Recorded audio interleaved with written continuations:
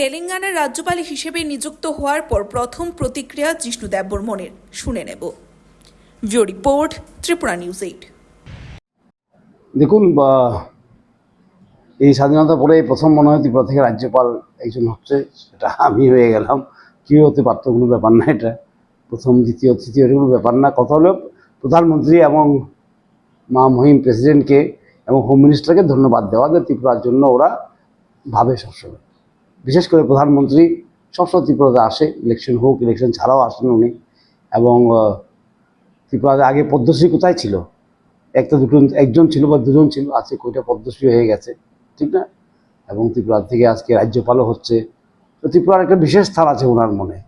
তার জন্য আমরা ত্রিপুরাবাসী ওনাকে ধন্যবাদ জানানো উচিত এবং ওনার সঙ্গে সহযোগিতা করা দরকার।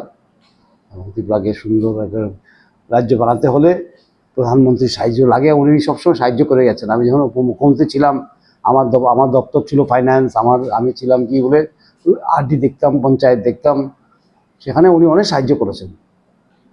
বিশেষ করে প্রাইম মিনিস্টার আবাস যোজনা, তারপর জলের জন্য, বুঝলেন, বিশেষ করে পাহাড়ে যেমন জাতিদের যেমন উন্নতি হয়, ওরা যেমন কী বলে কারেন্ট পায়, সোলার সিস্টেম করে যেমন ওরা কারেন্ট পায়, সেটার জন্য অনেক উনি টাকা পয়সা দিয়েছেন এবং ওনার কাছে আমরা সদাই কৃতজ্ঞ থাকবো। এবং আজকে উনি আবার প্রমাণ করে দিয়েছেন ত্রিপুরাকে উনি ভুলেননি। ত্রিপুরা থেকে এবার প্রথমবার আফটার 75 ইয়ার্স কী হলো, একজন রাজ্যপাল হলো। গতকালকে রাত্রে যখন প্রথম খবর পেয়েছেন, কিরকম অনুভূতিটা, কিরকম লাগছে? প্রথম আমাকে ফোন করেছিলেন প্রধানমন্ত্রী স্বয়ং। উনি একটা ফোন করে বললেন, তুমি ত্রিপুরার বাইরে কাজ করতে হবে তোমাকে। আমি বললাম, আপনি আদেশ করুন, আমরা তো পার্টি করি, যেখানে যা আদেশ হবে তাই করবো। তাই কথা হয়েছে ওনার সঙ্গে। তারপর আমাকে ফোন করেছে মুখ্যমন্ত্রী তেলেঙ্গানার, বলে ওয়েলকাম টু তেলেঙ্গানা। তখন আমি জানলাম যে আমি তেলেঙ্গানার রাজ্যপাল হয়ে যাচ্ছি।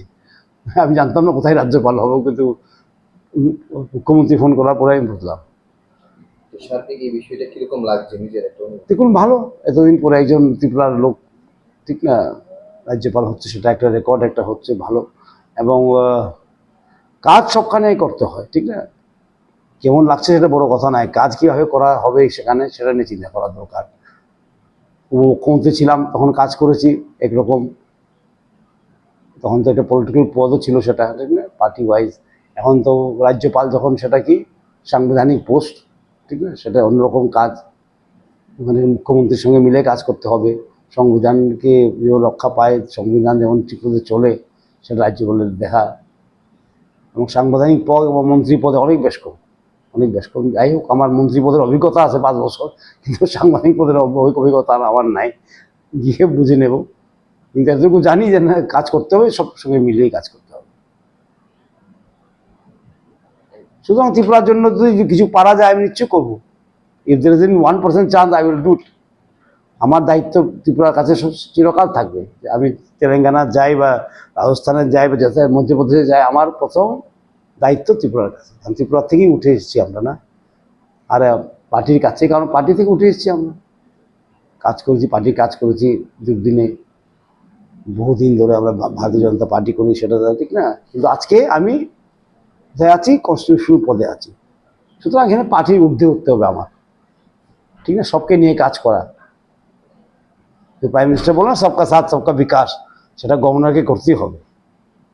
পার্টির ঊর্ধ্বে কাজ করা, সবাই চিফ মিনিস্টারের সঙ্গে নিয়ে কাজ করা।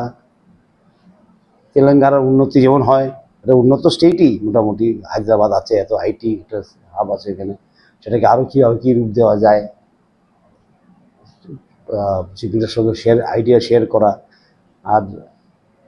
আর ওখানে আইডিয়া শেয়ার করলে ত্রিপুরার সঙ্গে শেয়ার করা যাবে, কারণ idea is the main thing. আমি যে মন্ত্রী ছিলাম, আইডিয়া দ্য মেইন থিং। আমার একটা আইডিয়া ছিল বাই ভিলেজ 2, সেটা আজকে বেস্ট প্র্যাকটিস নীতি আয়োগ মেনে নিয়েছে সেটাকে।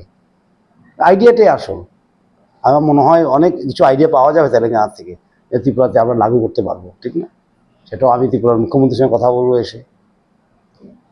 আমি তো আসবো, সে ত্রিপুরা মুখ্যমন্ত্রীর সঙ্গে আমি নিজের নতুন আইডিয়া কিছু নিয়ে আসবো তেলেঙ্গানা থেকে।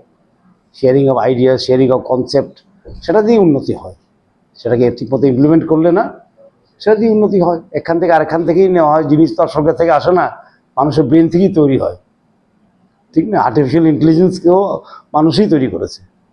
সুতরাং আমরা যখন অন্য রাজ্যে যখন দেখি কোনো একটা বিশেষ একটা প্রোগ্রাম চলছে সেটা খুব ভালো, সেটা আমাদের ত্রিপুরা রাজ্য চলা উচিত, সেটাকে হয়তো ফাইন টিউনিং করতে হবে, কিন্তু চলবে না এমন কথা না। সুতরাং sharing of ideas, sharing of views, sharing of experience এটা খুব দরকার ত্রিপুরার জন্য। আর আমি প্রধানমন্ত্রীকে এবং এগুলা প্রেসিডেন্টকে মহামহিম প্রেসিডেন্টকে আমি ধন্যবাদ জানাই, আর হোম মিনিস্টারকে ধন্যবাদ জানাই যে আমাদেরকে এই চান্স দিয়েছেন, আমাদের রাজ্য থেকেও একজনকে নিয়ে রাজ্যপাল করেছেন এবং ভালো একটা বড় স্টেটে করেছেন, তেলেঙ্গানার মতন একটা উন্নত স্টেটে করেছেন, সেটাকে আমি ধন্যবাদ জানাই। কবে যাচ্ছেন তাহলে? 31 তারিখ যাবো। ত্রিপুরা থেকে